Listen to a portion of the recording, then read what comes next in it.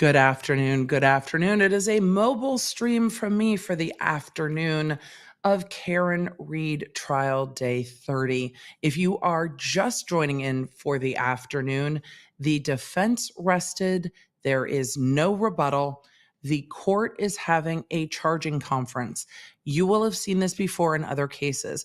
It can be called a lot of things, but they are essentially going through the jury instructions. There will be some argument over what jury instructions should be presented to the jury. The thing I am most interested in is whether or not the defense will be arguing for any lesser included crimes. So are they going to ask for an instruction regarding a DUI? Are they going to ask for an instruction regarding other things? We don't know. So as we get into this jury instruction conference or charging conference, they are going to go through just the lawyers outside the presence of the jury. They're going to go through all that information because now everything else is done. So we're going to roll the intro. We're going to hop into court and we're going to go into the jury instruction conference. And there shouldn't be any sidebars in this because it's just the lawyers outside the presence of the jury. So they should be able to handle things. Tomorrow morning, will be closing arguments, and then this case will go to the jury. The court has said she is giving both sides 1 hour for closings. So it's going to be quick. So we are going to join this conference as they start putting things on the record. They did start out at sidebar. So hopefully this will go off the record. But I think the reason they were at sidebar is because they needed to get on the record. And this is me speculating. They did not put on the record the defendant waiving her right to testify. So at some point, the court would need to put that on the record, and they can do that at sidebar because the defendant was up at sidebar as well, though it could be other things. So let us get rolling. Good to see you, Leonards. Let me know if where you're coming in from, what you're drinking. I've finally got coffee for the day. So cold brew for the win. Hey there, I'm Emily D. Baker, the internet's go-to legal analyst, breaking down the legal side of the pop culture and entertainment stories we can't stop talking about. I'm a big fan of the cursey words. I've been a licensed attorney for over 17 years, but this is not legal advice. This is where the law nerds unite to talk about facts, not... Let's get into it. Let's just go to court. I'm ready. You're ready. We're ready. Let's just roll and hear the jury instructions. We're going to hear these again read to the jury tomorrow, but let's do it together. I'll answer questions. Conference. The first question I have is regarding I'll go through them in the order that I have them in my very rough draft, but this is really important stuff. The jury instructions you get matter very much in a case. Let's see if we can make that full screen. No, we cannot. There is no request of the lesser included offense of voluntary manslaughter to the second degree murder charge. Is that what the Commonwealth's intention is, not to request an instruction on voluntary manslaughter as a lesser included of the second degree murder? I'm sorry. You should know this. No, you should know this immediately, though, Lally. That's correct, John. Okay. Wow. And that's a choice. Neither side has requested an instruction of a lesser included of OUI. It's correct as well. And the defense is not requesting that? That's correct, John. Okay. Okay. All right. Those are the two big questions I had. We're done here. Good work, everybody. We can go home now. Those are the two big questions that I had. Anybody else? Those were the questions I had. So the first instruction, the request from the defense is that I split the charge, and it's written that way. I'm not going to split the charge. So the way it'll be is the defense will argue first, then the Commonwealth, and then I just go through all the instructions. So aside from that, the first instruction is presumption of innocence. I have one. So the prosecution doesn't get to arguments. There is no, normally when you get the closing arguments, the prosecution argues, then the defense, then the prosecution gets a brief rebuttal. But that's not what happens here. Listen to what she says.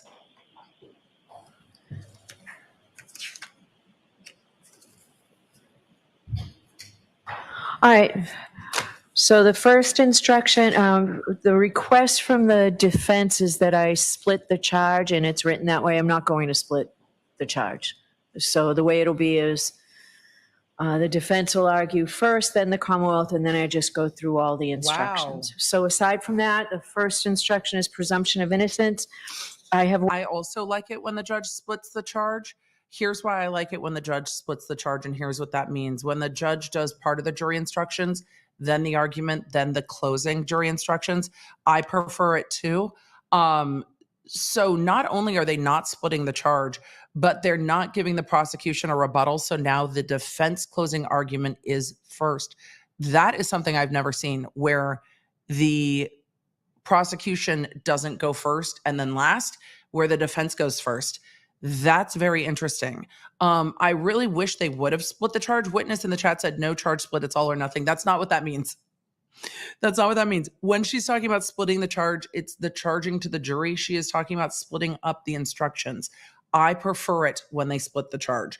The judge reads the jury instructions first, then the argument, then the final couple instructions.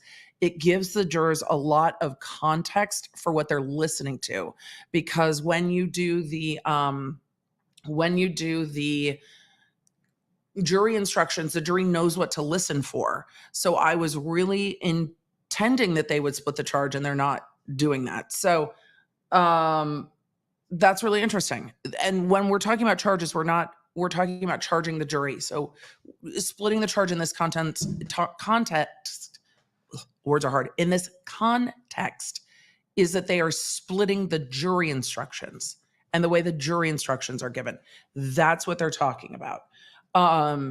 That's really interesting. Oh, well, it doesn't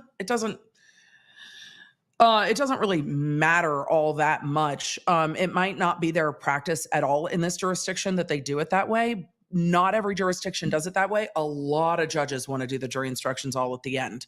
A lot of lawyers prefer it differently. So that's not uncommon. I just prefer it. I'm not surprised that the defense is asking, but I prefer it that way as well. But different jurisdictions do it differently. We saw that in South Carolina and elsewhere. That has nothing to do with the judge. But let's continue on. One that I typically give, but I will give the one that's requested by the defense.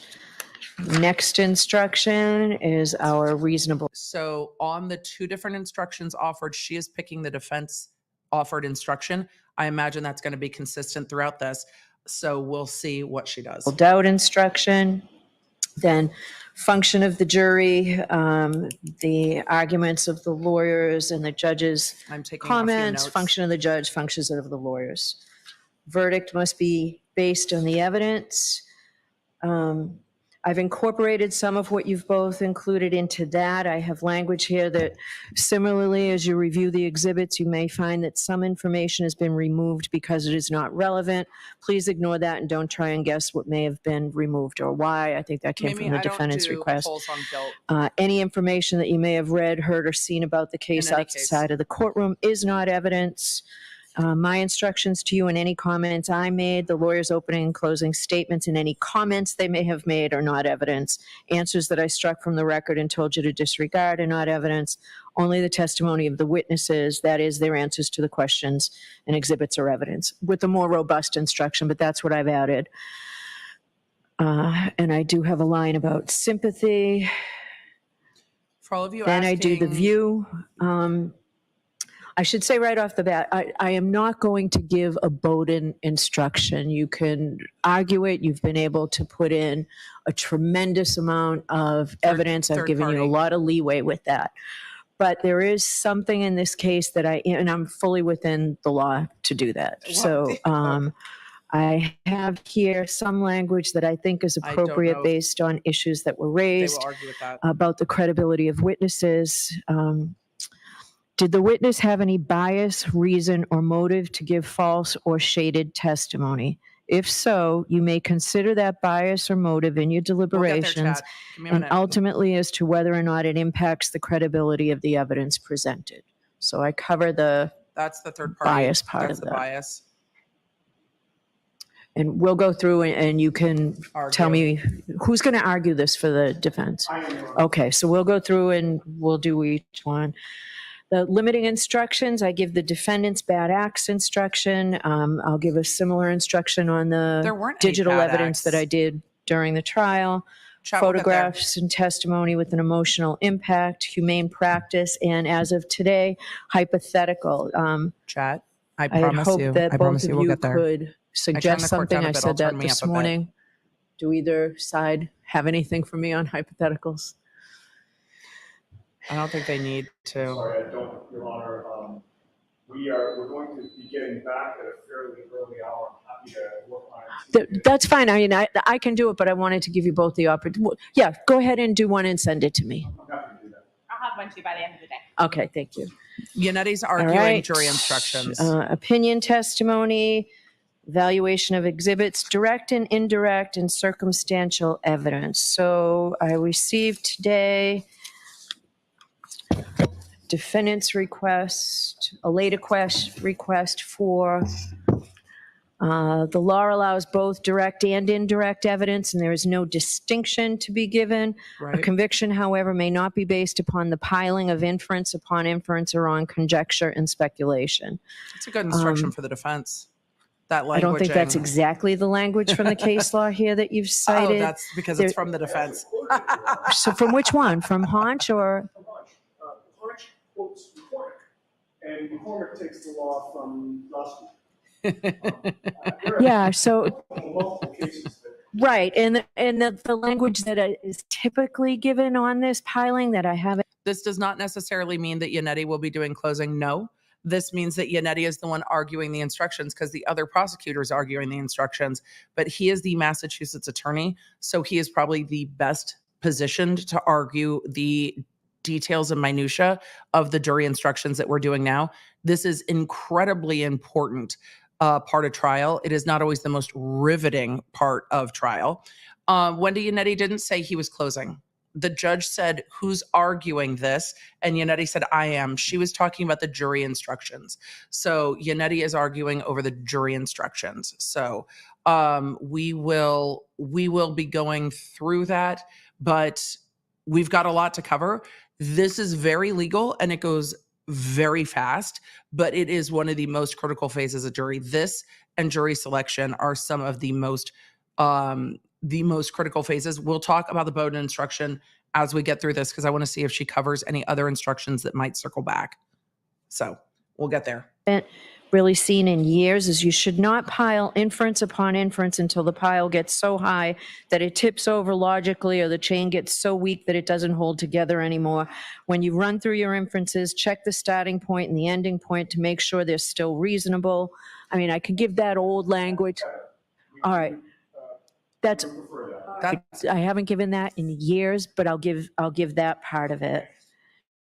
That language is good for the defense. And just to finish off that paragraph, when the evidence tends equally to give rise to either of two inconsistent propositions, the Commonwealth has established neither proposition.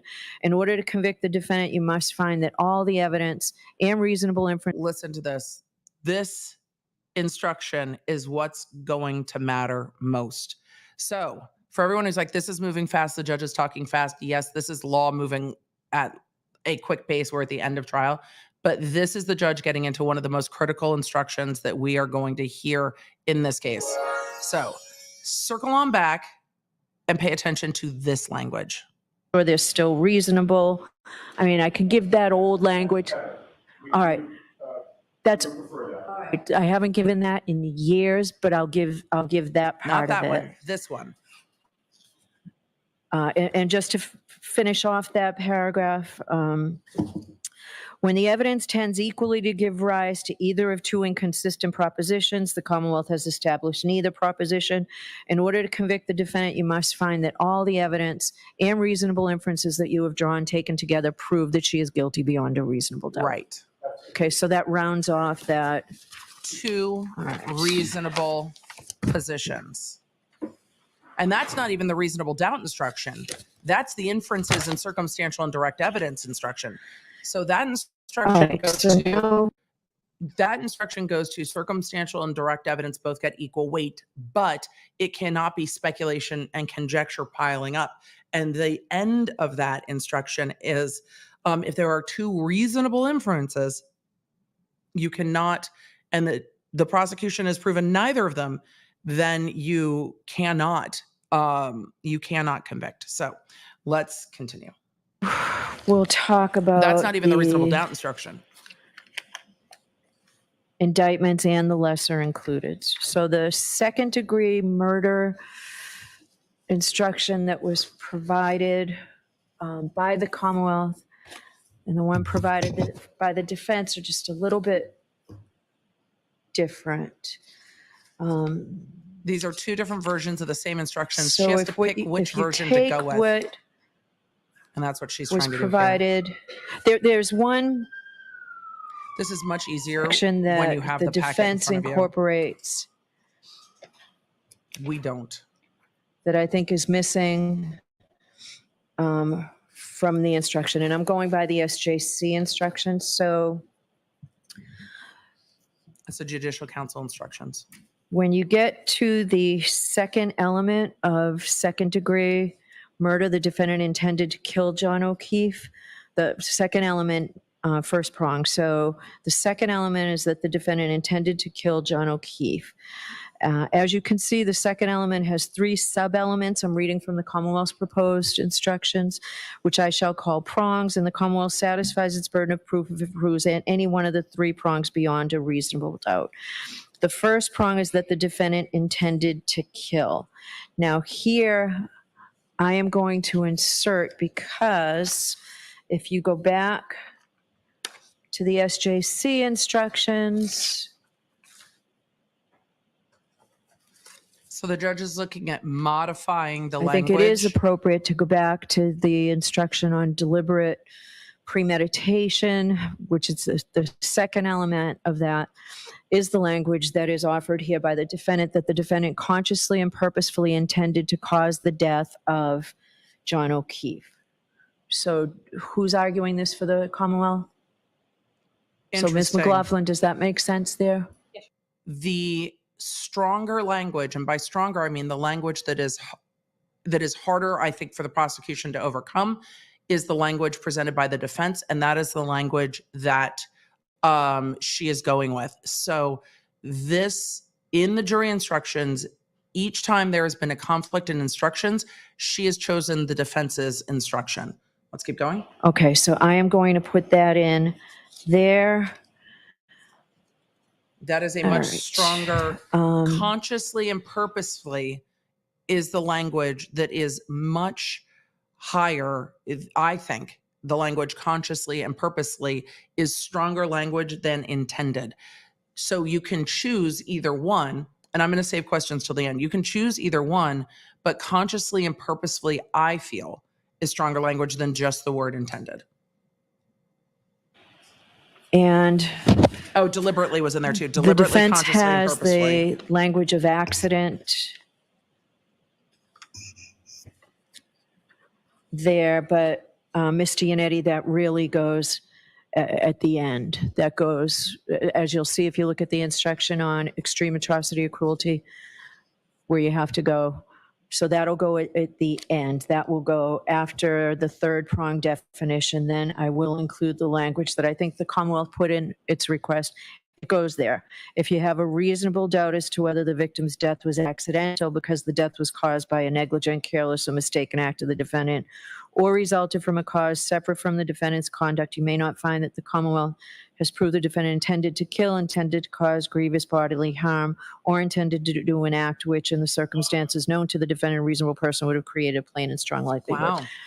Then you have in deciding whether the defendant intended to kill, intended to cause grievous bodily harm, or intended to do an act which, in the circumstances known to the defendant, a reasonable person would have known created a plain and strong likelihood that death would result.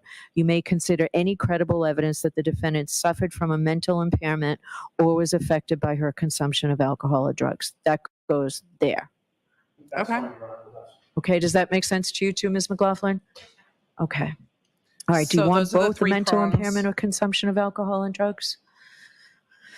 Do you want to just leave the whole generic sentence? I think we can, yes. I think that's- Is there any objection from the Commonwealth on that? I don't believe there's any evidence of mental impairment, but The Commonwealth has no strong objection. All right, but there's there's no evidence of drugs either. So do you want it to just be alcohol? Suggest that would. I mean, it could just be most alcohol. In line with the evidence, just to have intoxication under alcohol.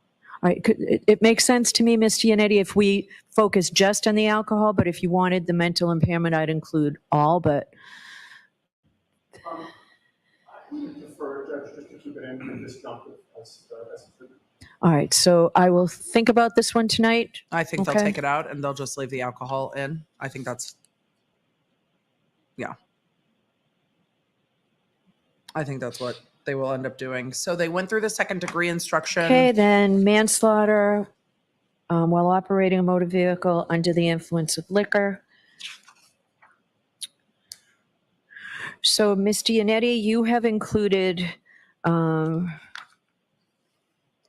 in the language, what does it mean to be under the influence of alcohol? That paragraph that starts after the third element? Yeah.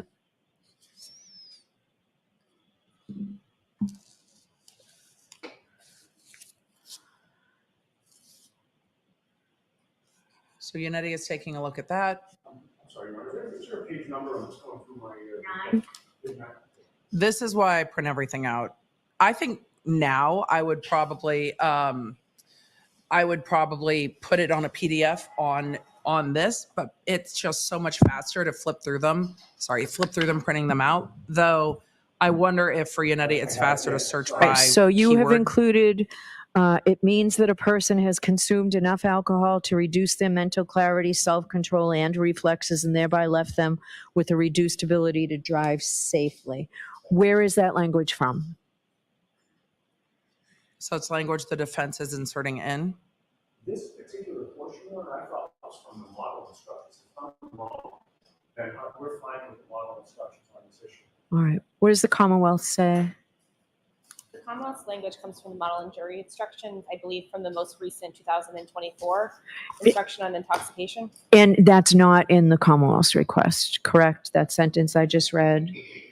On page 5, the third paragraph, it's either a similar sentence or a. Yeah, it's a similar sentence, and I was just having both. It was a person is under the influence of alcohol if they have consumed enough alcohol to reduce their ability to operate a motor vehicle safely by decreasing their judgment, alertness, and ability to respond promptly and effectively to unexpected or emergencies. So we don't need both, Ms. Giannetti.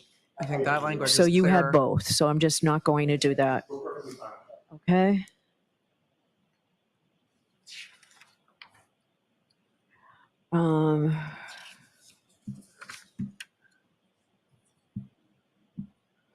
So under the second theory, so the Commonwealth is proposing the theory of the 0.08 or greater. The evidence supports that. I'm going to do that.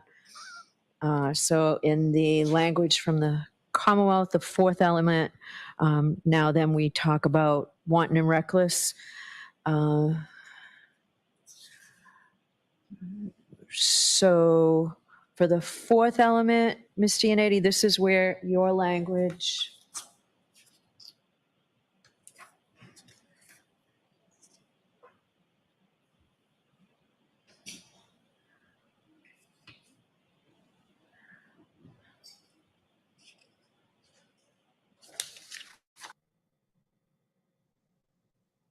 belongs in 4, I think. I'm just going to find it. Again, difficult without them On the going through stuff. foreseeability, For I those think asking, that yes, the belongs defendant is under there. 4. And the defendant should be. It's a And critical that's where stage I'll of the have proceedings. Okay? Belongs at 4 instead of 5. Do you agree with that, Ms. I see the language now. Yes, that's fine. Okay, do you agree with that, Ms. McLaughlin? It belongs under 5? Yes. Okay. All right, so I'll keep it, I mean, it belongs under 4. I'll keep it at 4 and not have it at 5 where you put it, Ms. Giannetti, okay? All right. I am going to give the lesser included offense of involuntary manslaughter. Really? So the court had earlier said they were including no lesser included. This is why we watched the whole conference, and is now saying they're doing. Earlier the court said that no one was asking for the lesser included of voluntary manslaughter or from the second degree homicide or for just the OWI, operating while intoxicated, same as DUI, OUI, whatever, under the influence. So the court is giving an invol. Oh, that's going to get confusing for them to argue. So there will be a lesser included of an invol. Interesting. So there's additional language that I have found helpful in other cases. When I discuss the language and the cause of death, remember, Ms. Reed caused John O'Keefe's death if her actions directly and substantially set in motion the entire chain of events that produced the death. And then the next sentence is, a defendant's act is the cause of death where, in a natural and continuous sequence, results in death and without which death would not have occurred. Okay, so those two sentences I find go better together, Ms. Gianetti. Is there any objection to that? No, I understand. Okay, I'm gonna any back that objection up. from the Commonwealth? Any objection heard? I'm going to back that up real quick.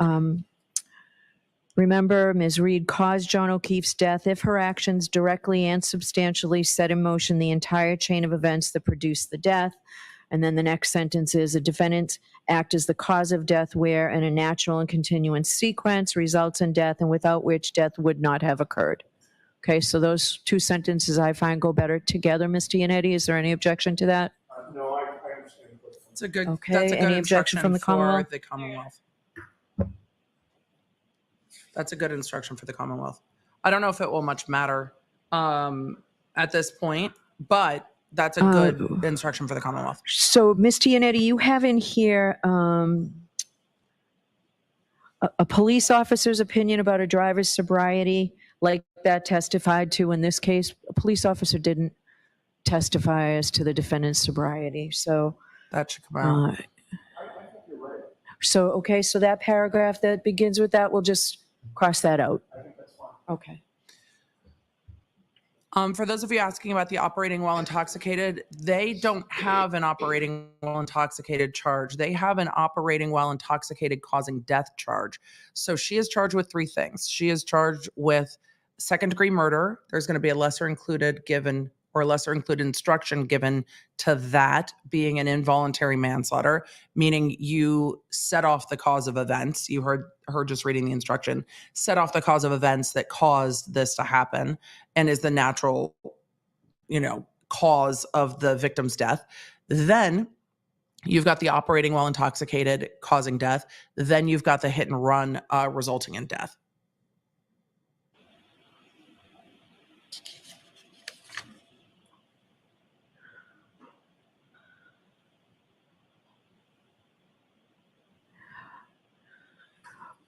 In this same instruction, I have included in the paragraph, in deciding whether the defendant knew or should have known her conduct created a high degree of likelihood that substantial harm would result to another. Some portion of the sentence that I'm going to think about tonight, I have, you may consider any credible evidence that the defendant suffered from a mental impairment or was affected by her consumption of alcohol. Okay. Any objection from the Commonwealth on that? No, Your Honor, that was requested by the Commonwealth. If you could consider it, please. Yep, so that will be in that last paragraph of that offense, Mr. Yannetti. Okay, then the lesser included offense, motor vehicle homicide, felony, OUI, liquor, and negligence. That's charge. I'm going to give that. So I don't have anything because the defense didn't propose any lesser included. So Correct. No drinking and driving charge I didn't on see its own. anything that was inappropriate about the Commonwealth's instruction, Ms. Gianetti. I've added, The OWI, the operating while intoxicated, is only operating while intoxicated causing death. So this VS said, so the OUI only as it pertains to if the jurors believe she hit him while she was intoxicated. Yep. If they don't think she hit him, then no OUI. Correct. There is no charge of just driving under the influence. And that's what they're talking about right now. They're getting more into no charge of driving under the influence. Let's see. Paranormal Girl said, what? That doesn't seem fair. I don't think the Commonwealth proves she did anything. If they didn't prove she did anything, then the jury will find it. But there's enough evidence here to give those instructions about impairment. And there's enough here to give the instruction on the invol, and the defense is not fighting against the instruction for the involuntary manslaughter. I'll check the sentencing on invol. We know that involuntary manslaughter is what is going on in New Mexico as well, and that's 18 months. This one might be less. So if Karen only gets a DUI, that's Zinnia, that's not on the table. She can't only get a DUI. I think one line that a person acts negligently when she fails to use due care. That is, when they act in a way that a reasonable person would not act. This can happen either by doing something that a reasonable person would not do under the circumstances, or by failing to do something that a reasonable person would do. It's obviously the law, right? Right, That's the law on the invol. Okay. All right, thank you. So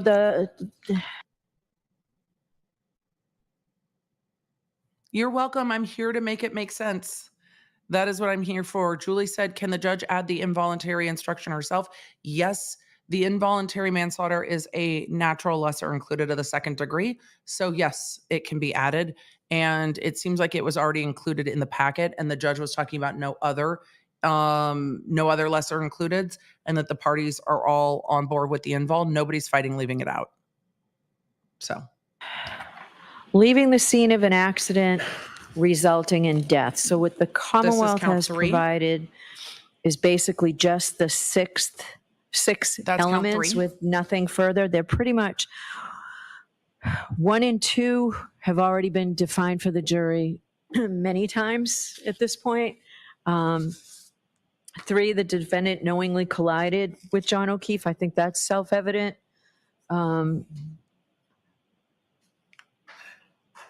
So, Ms. McLaughlin, why don't we start from here? Why did you just give me the 6 elements? Your Honor, as you... They're going through the 6 elements. So I want to clarify what the court said, because I can already see it in the chat. They are going to clarify the 6 elements on the hit and run causing death. And the judge said it is self-evident that the instruction needs to say that she hit him. That is a self-evident part of the instructions. That doesn't go anything deeper than that. So it is self-evident that that language must be in the instruction. There are 6 different sentences in the instruction. So they have to go through the 6 different things and decide if all of those elements apply to this case.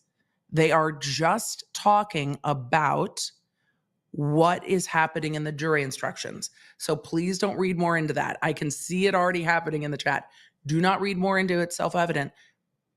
The fact that Karen Reed hit John O'Keefe and left is the entire point of that charge. So it is self-evident that that information has to be in there. Let's keep going. Suggested the first 2 have been defined extensively for the jury, and I believe the other 4 prongs are self-evident, and they don't need further instruction. Yeah. I think it would be sort of redundant or unnecessary to explain to a juror, what failure to provide documentation of registration and things like that does not warrant additional instruction. Do you think they need to listen to me any longer than necessary, Ms. Giannetti? We're in complete agreement, maybe for the first time in this case.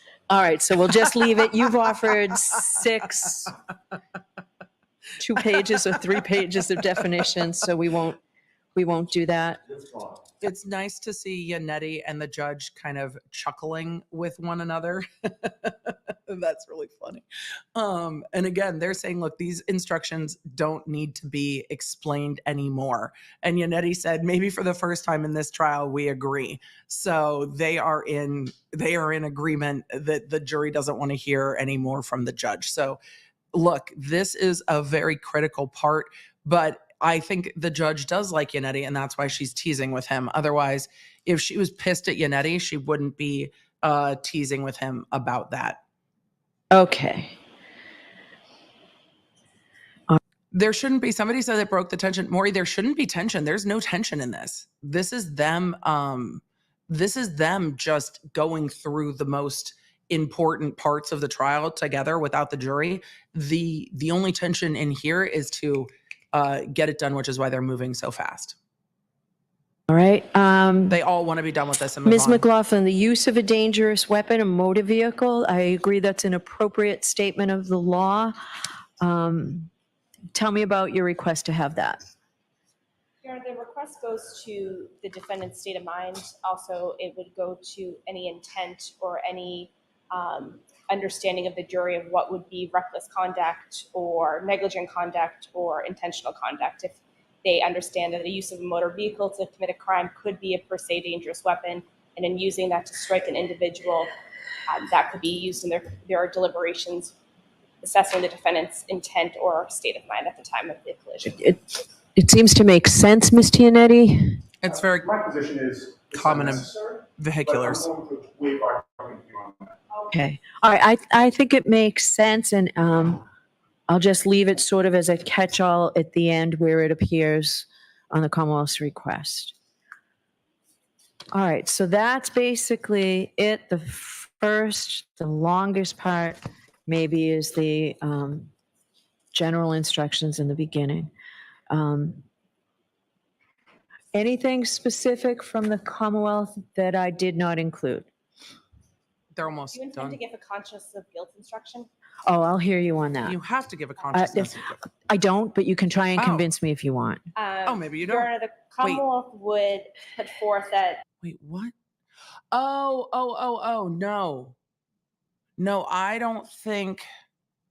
Sorry, my own wires got crossed. The Commonwealth is asking for a consciousness of guilt jury instruction, which they do not have to give. And I don't think the evidence is proven consciousness of guilt, that there's any action by Karen Reed that shows consciousness of guilt. But I think they want to argue her knowing where his body is consciousness of guilt. Because they can't use the Google searches. That's not in. I don't think the text messages are in into consciousness of guilt. So I don't know. And the judge is like, I don't know about that either. Well, that I did not include. So let's see their do you argument on intend this. to give a conscience of guilt instruction? Oh, I'll hear you on that. Let's see. I don't, but you can try and convince me if you want. Your That's a Honor, no. the Commonwealth would put forth that there's been sufficient evidence that the defendant has engaged in actions that go to a consciousness of guilt. There's an inference that the defendant deleted portions of the Ring video, a narrow area No. of Ring videos that are missing. They begin with Mike Camerano picking Do you think there's inferences that the defendant deleted Ring video? up his daughter at 11 a.m. They resume at 5:07 when the defendant backs her vehicle into John O'Keefe's. Then there's a period missing where the defendant shows the broken taillight to Jennifer McCabe and Carrie Roberts, and then the video resumes again when the victim's niece gets picked up. But not only the missing Ring videos, but also the defendant's behavior. What began as testified to from the Dighton police officer, the defendant's father called the Dighton Police Department and requested a ride to the Good Samaritan Hospital due to the weather conditions. He then drove himself to Brockton to pick up the defendant and perhaps bring her home. What they do in the middle of a blizzard is now Dighton to Brockton is half a distance. Then they travel further all the way back to Canton to retrieve the murder weapon.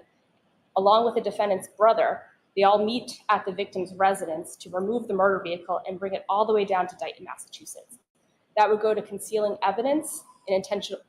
There's also evidence of the defendant's statements going to her consciousness of guilt. Within hours after John's death, the victim's sister-in-law calls the defendant, reaches out, wants to make sure she's okay. The defendant says to her, I only have to remember the bad times. You'll likely never hear from me again. Erin O'Keefe testified that she tells the defendant, of course we are, we're friends.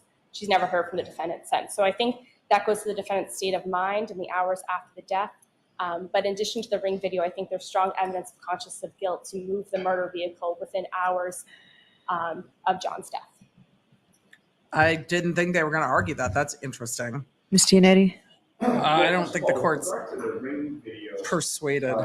Trooper Guarino, who was certainly no friend of the defense in this case, testified that there was zero evidence that Karen Reed had access or had accessed anything on that computer, and the Commonwealth utterly failed. Yanetti's standing up away from the mic, and he's a bit hard to hear. So even though the court's been quite loud, I'm going to gain up Yanetti just a little bit. I hope that helps. She had any access to delete anything. So I would say that that is a red herring. This is the one case, I think, a very rare case where there's much more consciousness of guilt evidence with regard to the Commonwealth's own witnesses than there is with regard to the defendant. We knew that was going to be argued. With regard to the other arguments, I'm having trouble following. So the moving the car He's like, I can't. extra distance during a blizzard, that part of the argument that the Commonwealth made. Right. I mean, the evidence was that my client maintained a residence in Mansfield. She didn't live at One Meadow. She spent time there. To say that moving her car to her own home, where the police later found it because she was there and picked up the phone and said that the police were coming and she stayed there and they were able to seize the car, that does not rise to the level of consciousness of guilt. Okay. Kind of the defendant actually moved her vehicle to her parents' residence, so that indictment, not her residence in Mansfield, which would further support an inference that she was concealing evidence. Right. Well, even if it's her parents' house, Your Honor, again, if she's no longer dating John O'Keefe because he's passed away, then it makes sense for her to have her vehicle at her parents' house or her own house. Again, it does not rise to the level of consciousness of guilt. Nor does she stay. Yanetti's arguing, look, her boyfriend has just died. She doesn't live there. It's not consciousness of guilt that she moved her car to her parents' house in these circumstances. But the state's not done. The home of I'm going to see if I can gain this up a little bit more because they are not near the microphones and it is difficult. And then the judge is so loud on the her mics. boyfriend to grieve with the family who just lost the job. She quickly comes back to the house, brings her family members, goes upstairs for about 20 minutes by herself with her father, and quickly leaves the residence. There's no evidence that she did anything upstairs or that she had access or the ability to change anything. Okay. It's a little bit more robust argument than I expected from the Commonwealth, so I'm going to think about this. I'll let you know before closing argument tomorrow, and if I don't instruct on it, Commonwealth's still able to testify to it. Well, they can't testify to it. They can argue it. But it's interesting. She's like, oh, that's a more robust argument than I expected. The judge anticipated just ruling against this, but the movement of the car, I think, has swayed the judge a little bit. We'll see. Witness pretrial preparation, that came out on both sides. I'm going to give the second alternative.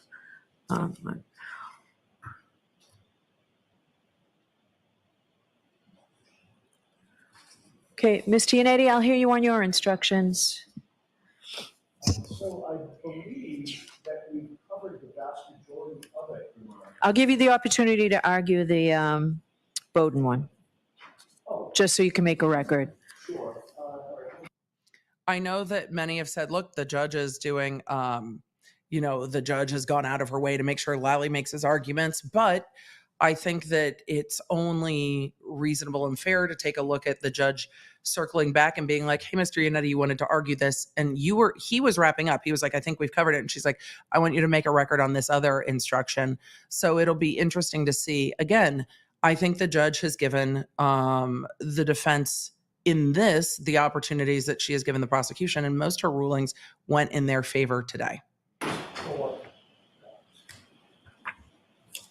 He wasn't going to even make a record of it. He didn't even ask. The judge is like, no, I want you to do this.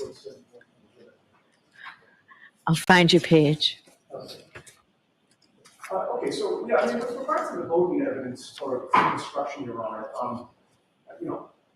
having done this for as long as I have, it's requested a lot and not given, a large percentage of the time. And I do recognize that the court has discretion to give it or not give it, and that we also can argue this in closing argument. Right. But I think that if there's any case where a Bowden instruction should be given, it's this one. We start with the conflict of interest that existed at the start of this case. I think now's a helpful time to pause and talk about what a Bowden instruction is in Massachusetts. due to the speedy and rapid legal research I've done right now. So the Bowden instruction comes from their case law. It is an omissions instruction regarding omissions in the police investigation. And what the court has said is, if you get this instruction, if we give this instruction, that's one thing. But if we don't give this instruction, it is still part of your argument. So this isn't cutting the defense off from arguing this. This is giving a specific instruction to the jury that says things like, if you determine that the police didn't conduct certain scientific tests, didn't investigate certain other areas, didn't or had omissions in certain parts of the investigations, and that those omissions were significant, it can be considered. So he's going to argue that the omissions in this investigation were significant, and the jury should be instructed of that, because at the end of that instruction, because I pulled the instruction up, I just don't know if this is the, let's see, I don't know if this is a 2024 one. No, it is not. This one's a little bit older, but the instructions tend to not change in substance, just a little bit in language. It says, if you find that any of the omissions in the investigation were significant and not adequately explained, you may consider whether the omissions tend to affect the quality, reliability, or credibility of the evidence presented by the Commonwealth. All of these considerations involve factual determinations that are entirely up to you, and you are free to give this matter whatever weight, if any, you deem appropriate. So that's the instruction they're asking for. He's going to argue it. Again, if they don't get the instruction, they are allowed to still argue it. So we're going to go forward with that. The fact that Michael Proctor was allowed to not only continue with the case, but to be the lead investigator or police officer during the whole pendency of the case, despite his obvious conflict of interest with the Albert family. We then move to the fact that he never, as a lead investigator, went into the house at 34 Fairview. He never looked around. He never checked for any signs of struggle. He never checked out the basement. He never looked for a weapon that could have been used to do the damage that was done to the back of John O'Keefe's head. He never once asked about Chloe, the German Shepherd, despite the obvious injuries to John O'Keefe's arm. With regard to the witnesses, Again, arguing omissions. Were interviewed in a very relaxed manner at their own homes. There was testimony that they were interviewed together, that they were not separated out on numerous occasions. Brian Albert, Paul Albert, Jen McCabe, Matt McCabe, all interviewed en masse. Later, everybody. That's generally not what this instruction means, though. Except for Nicole Albert, was also interviewed at the same time. Chris and Julie Albert were interviewed together. And then we have all this, evidence. The way it was handled, or I should say, mishandled. Sorry, that was me. Starting with the leaf blowers and the solo cups and things being pictured on the floor of garages, but not being properly handled, and the fact that there are no chain of custody logs for the evidence before March of 2022. So I just highlight those, Your Honor, as examples. I believe there's more, but that's the record that I would make. Okay, so you satisfied you've made a complete record on this? I do. I understand. All right, but I did Can't include deny. some specific bias language that I read to you early on that sort of ties into this. Okay, so nothing else? I have one question. The defendant requested a missing witness instruction. Yeah, you're not. I've withdrawn that. That was crafted as the trial was ongoing. I didn't know if we were going to have that or Yeah. not. Thank you for bringing that up, Ms. I McLaughlin. agree that there's, it's not appropriate. So the court's not going to Okay. allow that All right, instruction. so but I is- will see you tomorrow morning. My question, Your Honor, is that I haven't tried. the court's not going to allow that instruction, but is going to include the really heavy and strong bias language. So let's continue on as we get to the end. This court before, I don't think. Do you typically send a copy of your instructions to counsel prior to? If I have it finished, I expect I'll be up late tonight and won't have it finished in time for you tomorrow. I do give That's 2, real. maybe 3 copies to the jury afterwards. That's real. There was some question as to the use of chalks for closing argument. Do you permit the use of chalks for closing argument? So can we focus on this? So does the defense intend to use chalks? I'm going to defer my co-counsel Two, What do you intend to use? photographs of the vehicle and photographs of the taillight. So two side-by-side photographs of the taillight. I think both attorneys will be doing some of the argument based on the fact that Jackson is saying what they intend to put up. That are in evidence, and photographs of the vehicle, still shots of the vehicle that are in evidence. Okay. Okay. And that's the extent of it for me.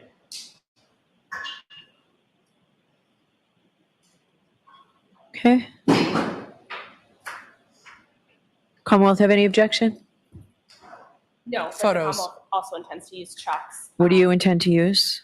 Also side-by-side photographs and video, but also a timeline that summarizes text messages and voicemails and significant events. That would be from helpful. January 20th through January 29th. Okay. Where was that Any- timeline sooner? I'd like to see that. Sure. You should both exchange them. Okay. Judge, my other question is that at one point during the trial, there was a changing of two jurors, their seats, just for purposes of their own comfort. This is one of the clerks speaking in the lighter colored jacket. That's why you don't recognize that voice, but that's who's speaking about the jurors switching seats. The way I pick alternates is by seat number. So I'm going to ask you not to pick them by seat number, Jim, by juror number, juror card number. They Okay. may not remember what that is. No, I have No, absolutely. they may not. Okay. They may not know their old juror number. Right. Their actual 3-digit number. Their seat Right. number. They might may not they know remember. that. Do you want me to use it? No, if they know it, we'll use it. We'll talk about this. Okay. Did you see him just look at the judge and be like, after 9 weeks, you think they remember their 3-digit number? They go by their seat number. And if they don't know it, you still want me to use it? He was just the incredulity from the clerk. That's funny. All right. Why did you want to move them into? We'll talk about this. Okay. Jim, we'll deal with it later. At the end of the instruction, before I give the instruction on be fair, the SJC instruction on be fair. Ah! What happened? At the Ah! no, Absolutely. no, they may Nothing not. has ever Okay. ended that abruptly. They may in my not know their life. old juror number. Their actual 3-digit number. Right. They just may like- not know that. Do you want me to use it? No, if they know it, we'll use it. We'll talk about this. Okay.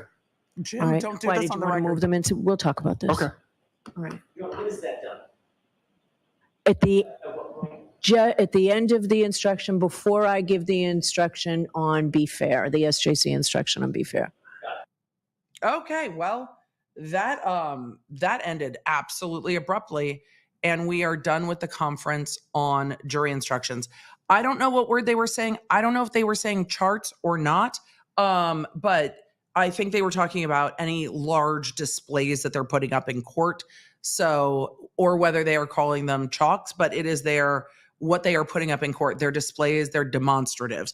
So context on that, they are putting up displays or demonstratives in closing. And then the like, and we're done. But the court had already said that they were done. Let's do a quick wrap up and then we're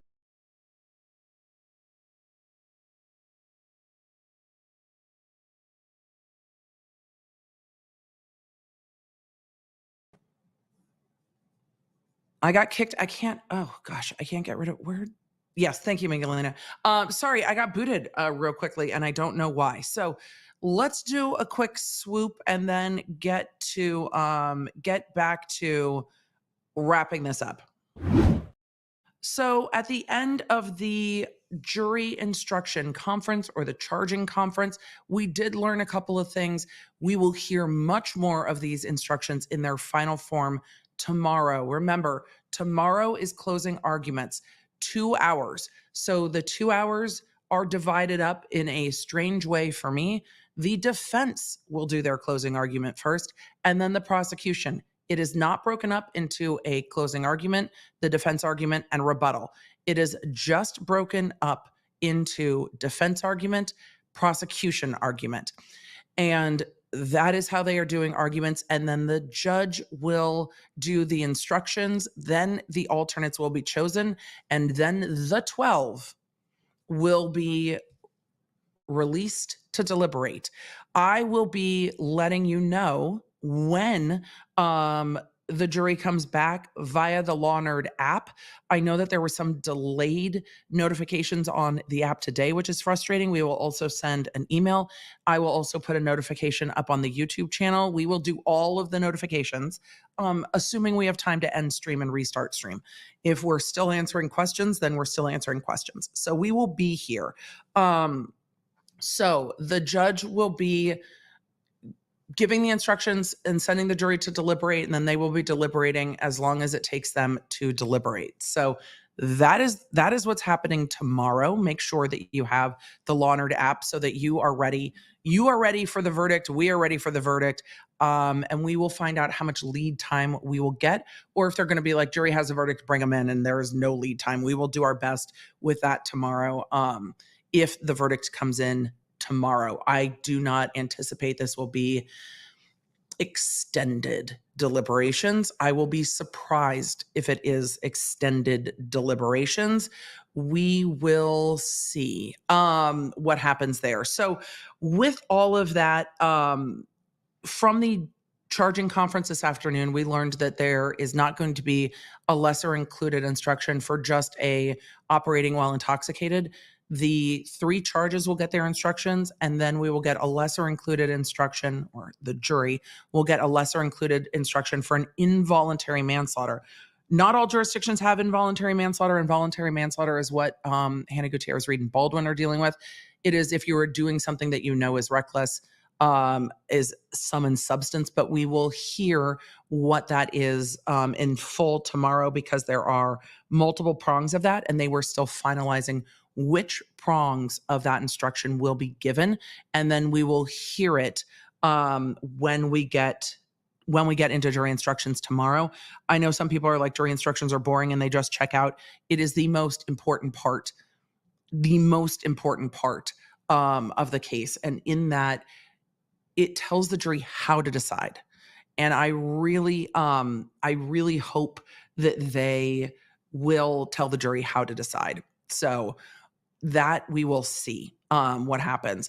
Cindy asked, EDB, can you do a Law Nerd meetup before VidCon starts? I truly don't think I have time, Cindy, because I have more obligations while I'm here than just VidCon, and we are on verdict watch. So I do not have time to give y'all notice, and I do not have time to set up what we need to do a well-run Law Nerd meetup. So it is not, they are not small events. So we do not have the capacity to do that in a way that is good for everybody. But I have quite a lot of work happening while I am here, unfortunately, and we have verdict watch. So a lot of the work obligations are in the air, because the obligation I want to make sure that I meet is being here with all of you for the verdict and for closing arguments. Those are things I want to make sure that I absolutely get to. And so as I travel, I try to do meetups when I can, but we just do not have the capacity to do it. So Cindy, I'm sorry, we do not. It took me over 3 hours to get through and to see everyone that came to our Nashville meetup, and we would need a bit more planning and time. Also, VidCon has a tremendous amount of rules about having events in the area while VidCon is going on, and it is not allowed. Like, it is forbidden. Ban yourself from VidCon forever. So there's a lot of rules. There's a lot of rules around it, and I'm not going to fight with some of those rules. We were able to work really well with our other conference in Nashville, and they allowed us to do that. But we had to have permission from them to do that. There are a lot of circumstances that would go into that. So trust me, we will do more Law Nerd in-persons. Doing it in connection with VidCon is very difficult. If you are at VidCon, I will be putting in the app where I will be speaking. And so if you are at the conference, I will see you guys after. I should be able to see you after my panel. I don't think they will kick me off the floor. So we will do all of that thing. But yes, it's like fairly strictly forbidden, and it's in all of the agreements that I signed. So that's a lot of explanation. I would love to meet up with the law nerds. There's a lot of reasons that we cannot do that at this time. So unfortunately. Kubi said, what the fuck is VidCon? It is a large video conference in Anaheim that they do every year with creators. So it is not a YouTube run conference. It is run by VidCon, but it is not a YouTube run, but YouTube is the name sponsor. So it brings together creators and fans. So it is a large conference. I'm going to go through a few questions, but thank you for asking, you guys. We will be doing more in-person stuff. It takes some time to coordinate. And my executive functioning really can only do this trial and then the next trial, and then we'll go from there. I really can't do much more. And planning in-person things takes logistical work. So, and I'm not going to just be like, hey, you guys, I'm here at this place at this time without all the things that we need to do that, because there's too many law nerds for us to be able to do that. So that's where it's at. Peter said, birthday alert. It's my husband Kevin's birthday today. Peter and Kevin, happy birthday from your wonderful husband, Peter. He watches all your streams. Happy birthday, Kevin. Kevin, you have a very sweet husband. And Peter, that was very thoughtful and kind. So Kevin, happy birthday. I hope you and Peter have a wonderful night. Cheers and hugs to you both. Jay McCarthy said, hey, EDB, can you talk about how much you love the Remarkable when you go on BRE? I don't know what BRE is. Oh, questions? I'm considering buying one for my authorship, but I love notebooks and pens. I can't seem to let go. If you did it earlier and I missed it, never mind. Oh, no need to never mind. I will still talk about it. Again, the Remarkable 2 is what I chose. I know there are other e-ink writers. It's lovely. I absolutely love it. Wish I had done it sooner. Kind of regret that I don't. I love notebooks and pens and planners. This is so streamlined, and I can have thousands of pages in here, and it's still this big. And for me, not having to pick up 4 different notebooks and then worry I still didn't grab the right one is huge for me. So it has been very freeing because I know everything's in one place. And with my ADHD, knowing everything is in one place is very liberating for me, because I'm like, oh, I'm free. Everything's in one place. I'm not going to forget something. And that's huge for me. Lucy gifted 10 memberships. Thank you, Lucy. I'm ready for closing. What is Lally going to say now? Shoo, text messages, voicemails. It wasn't enough force to break. The collision with John O'Keefe's car wasn't enough force. Here's what I think we really learned from the witnesses today. Chat, let me know what you think. Here's what I think we learned from the witnesses today. For those asking if I can link the planner, there's a link to my Amazon shop, and the mods can drop the link to my Amazon shop. It's in my like streaming supplies set up in the Amazon shop, so you can find it right in there. So here's what I think we learned from the experts today. We don't know what happened to John O'Keefe.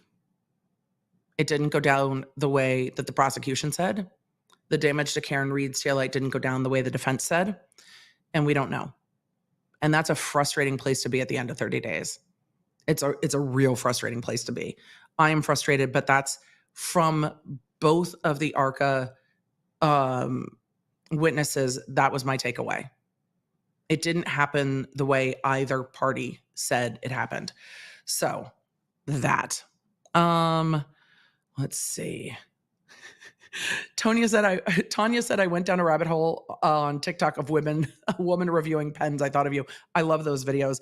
I'm just using the Remarkable pen, and I've got like a Paperlight grip on it, which helps with the long nails and all the things. So I love it. They're not in it.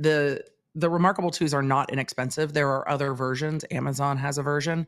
And my suggestion would always be, I love this one. I picked this one because it worked best for my brain. I would do you know what I do with that? I go onto YouTube and I look for reviews of this one versus that one, and then I decide. So that's how I picked.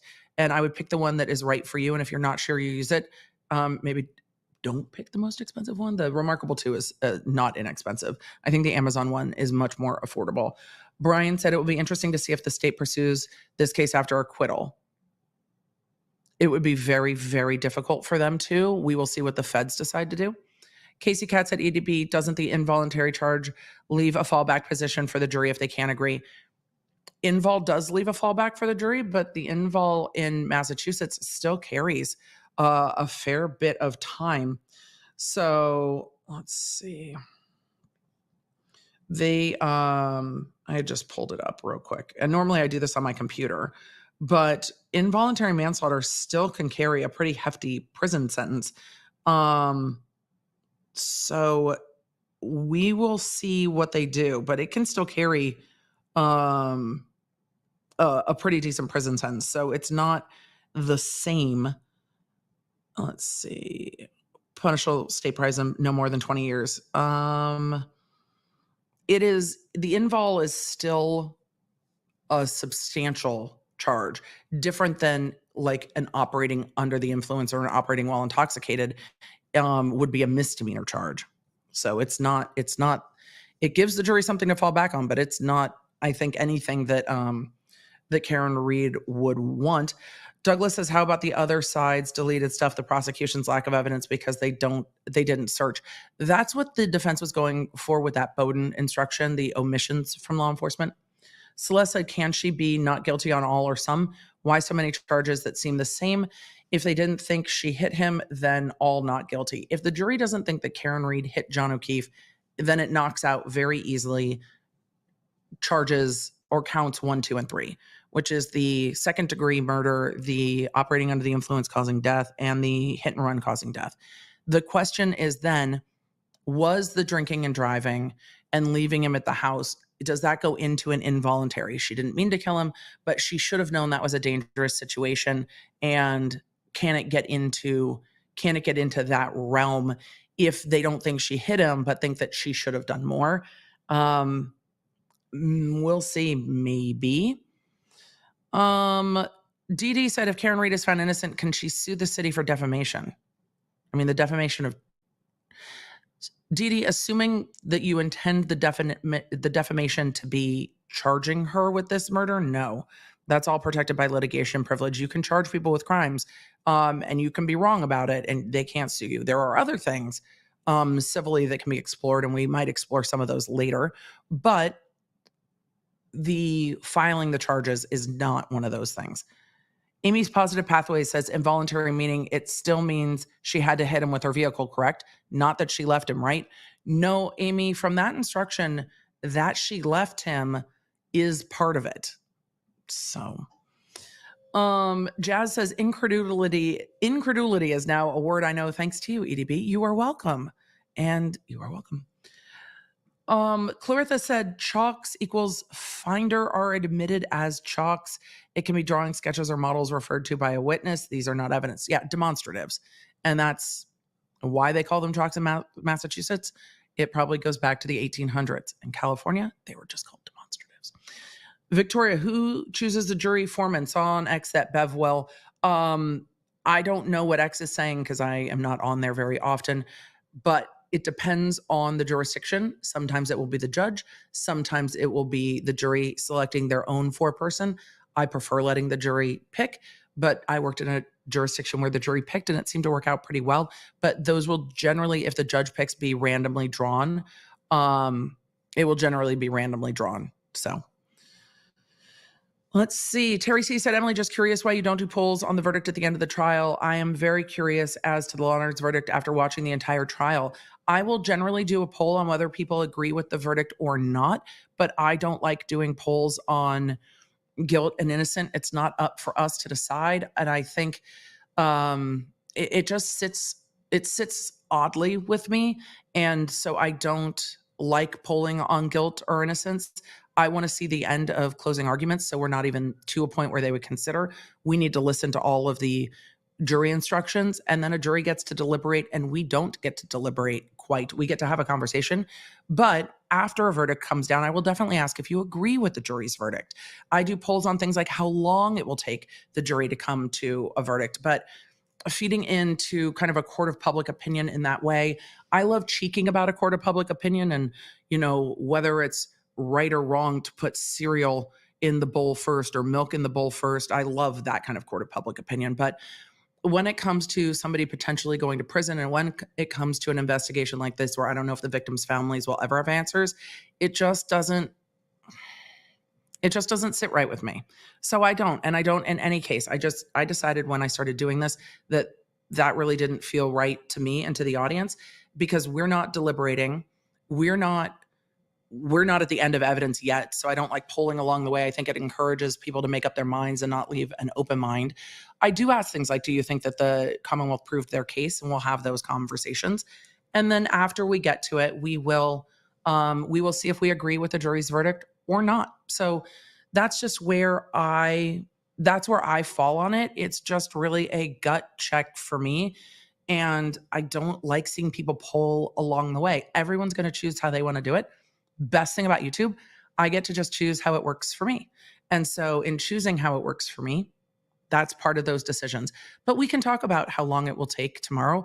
We will talk about whose closing argument you found more persuasive. We will talk about all those different types of things. But when it comes to the verdict, that is up to the jury. And then we can agree or disagree with the jury on that respectfully. So that's it. So we're not at the end yet, because you know how you know what you need the most to be able to decide is those jury instructions. The jury instructions are the law. And until we go through the law, the way the judge is saying it, until we go through the law, we can't really know. Closing is tomorrow morning, bright and early. So let's see. I'm confused on the charges. Isn't there only 3? There are 3 charges. There is 1 lesser included, and in each of those charges is going to have a lot of elements, like a lot of elements. So let's see. Emily, I thought closing arguments are not evidence. They aren't. So why are you saying we are not at the end? Because we don't have closing arguments and jury instructions yet. Jury instructions are the most critical part. So you can't decide. I think a lot of you have felt like the state didn't prove its case, but we have to see the jury instructions and then we'll go from there. So that's just my preference. Like totally said, still stuck on the approximately 30 mile per hour backup testimony. How does that square with no spinal cord injury? How does that square with a lot of things? Charlie Raven, congratulations on over 2 years as a member here. How will the O'Keefe family find out what happened? I don't know. And I don't know what's going on in the federal investigation to know. Will you tell us your theory of the case after closing? I don't really have a theory of the case. I think this case has a lot of possibilities. And I don't think the Commonwealth has proved their theory of the case. So I think her intermittent instruction to jury helped. I think so too. And I like that the judge did that. Question, can they still find that she has a DUI but not murder? No, they cannot. Oh, we went over that. No, they cannot. There's not going to be a lesser included for that. They can find that she was driving under the influence, hit and killed him, but not just that she was driving under the influence. What does bad acts mean? I think they're going to instruct on bad acts with regard to her voicemails and stuff, but it's odd to me because that's not technically bad acts. I'm waiting to hear that instruction. Cast Iron Mama said, I am closing on my house at noon tomorrow. Uh-oh. Well, congratulations on closing, and have the app be on Verdict Watch with us. Emily, why do you think they did not include the lesser charges? Well, now I know it's because of the involuntary lesser charge that they already knew they were going to do. Lori Ann said, would you recommend your note device? Yes, I really like the Remarkable, but I think any e-ink writer, find the one that works for you. I like it and I've used it more this way than I did with an iPad. I like the writing on this type of screen better than on an iPad screen. Nicole, no dumb questions, but are Yannetti and Jackson from the same firm? They are not. Yannetti has a firm in Boston. Jackson has a firm in California. They are not from the same firm. Question, what is the smallest charge she could be convicted of? If I'm going to go with if by smallest, we mean least potential exposure on jail time. And I think that's the hit and run causing death. It would be the least jail time exposure. David said, if the evidence don't fit, you must acquit if there is no car or pedestrian event. And I think that's where this case really hinges. Crafty says, as the Commonwealth has dismissed lower charges, does that mean they don't get a second bite? They can't turn around and say, we want to go for the DUI now. The Commonwealth didn't dismiss lower charges. They never charged them, and they did not ask for them in the jury instructions. And yes, that means that they cannot, that would be double jeopardy. The Commonwealth cannot go back now and be like, oh, well, she was drunk driving. We're going to charge her with that. We're here. We're done. Stephen, good to see you. That's a stretch from the Commonwealth. Not even Mr. Fantastic from the Fantastic Four stretches that much. This instruction request is equally as wild as the Commonwealth, I think is what the CAS is. Sam said, so if 4 jurors find her guilty of one thing, 4 find her guilty of another, and 4 find her guilty of another, will she be guilty? No, they have to be unanimous as to charge. That is not the same when there are different theories of the same charge, which we saw in Hannah Gutierrez. But they have to be unanimous as to the charge. So there is no picking and choosing. All 12 must agree on the charge. So hopefully that helps. At what point can the prosecutor no longer drop charges? After a conviction? No, even after a conviction, it can be dismissed. After an acquittal? But then it's already gone. So there's not really a point. They're not going to do it, but the prosecution could drop charges while the jury's deliberating. They're not going to, but in theory they could. I think the defense would object, and I think if the jury was deliberating, the court might take issue as well, because if she's acquitted, they can't rebring charges. If they drop charges and don't let the jury come to a verdict, then they could in theory charge her again, depending on how many times they've charged her before.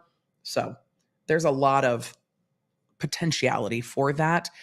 Did we hear about Tire Mark's car have we heard about the car today? Not Tire Mark's.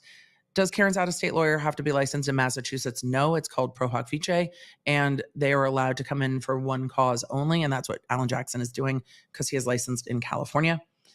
My notifications are always a half hour late. I'm in BC, Canada. If you reach out to us on help, let us know, and let us know if those are app notifications and what device you are using. Can there be a trial with the feds? Will you cover it? If there is a trial with the feds, we will talk about it. Will I cover it? Not like this, because they don't stream. I found chalk in Massachusetts. It's visual aids. Yep, demonstratives for sure. Can she be charged for leaving him if she thought there would be an issue with Higgins? That's going to be for them to argue. And they're not really charging her with it. It's a lesser included of what they've already charged her with. So it's encompassed in what they've charged her with. He said it could be smashed into pieces going at that low speed. He never said it couldn't crack. That's true. He didn't say it couldn't crack. Juliana Joe said, this is your sign, my friend. I'm sorry. My friend murdered this week by her husband, then ended his life, left 6 kids. Please get out of your DV relationship. Juliana Joe, for anyone who needs to hear that, I hope that they do. And I am very sorry for that experience. It has to be devastating to your friend community and your community. I'm sorry for that. Donna Shepard said, tomorrow we will do a poll to see how long the jury will be out. Yes, we will. And the poll will probably be a bit more granular than that. But Chad, I have a phone call I need to go hop on, so I am going to do that. So what exactly will the feds investigate? I think they're investigating this investigation. No dumb questions. Curious Nonsense says, what actually is a lesser included? It's not at all, because sometimes, again, I use the language that I am very familiar with. So it's always helpful when you ask me to break it down. So they are not dumb questions at all. It helps me remember to break it down even better. So I appreciate it. Don't couch it with it's a dumb question. There aren't dumb questions. I think the only thing that could be considered lacking intellectual curiosity is not asking the question when you don't know something. I always think seeking to understand is a valid and valiant effort. Valiant's not really the right word. Valid and necessary effort to seek to understand. It means it's included in the thing. So it really is just like, this is included in that. So when I order a iced coffee at Starbucks, ice is included. It has to be included. It's just part of it. When you have a driving under the influence causing death, a driving under the influence is part of it. So you could also charge a driving under the influence. So it is a crime completely included in the other crime. There are rules for that. The elements have to be the same, etc. But you can have that with a lesser included. It has to be included in the thing. But you can also have it just by itself. Like you can just have ice by itself. And you can have ice in an iced coffee. When I order an iced coffee, it includes ice. And if I didn't have ice, I'd be like, where the fuck is my ice? But I can also have ice on its own. So it is included in the thing. You'll see sometimes people giving, like, in a murder case with a gun used, sometimes you'll see assault with a deadly weapon with the firearm. It's a lesser included. The intent level is included within it. The action is included within it. And so in this case, the involuntary manslaughter is included within that second-degree murder charge. So it's just a lesser crime or a lower crime than the other one. Hopefully that makes sense. But I have got to go. I've got a phone call. Let me let Ree know. I'm just wrapping. So let's see. I've got to run. I will see you all bright and early tomorrow morning, 9 a.m. for closing arguments. Make sure you download the Law Nerd app. I will see you for closing. Thank you for being here. Thank you for being a Law Nerd. Thank you for hanging with me on travel streams. Even when my internet is spicy, fingers crossed, tomorrow may my Wi-Fi be strong and our Wi-Fi be strong. Let's go. You can stay up to date with everything I'm covering and fast notifications on our free iOS and Android app at lawnerdapp.com or search the App Store for Law Nerd. You can also follow me around social media, and don't forget to check out my podcast, The Emily Show, with quick bits dropping every Monday, summarizing everything I do here on the live streams on Tuesday and Thursday for when you just have time for the quick bits. Thanks for being a Law Nerd.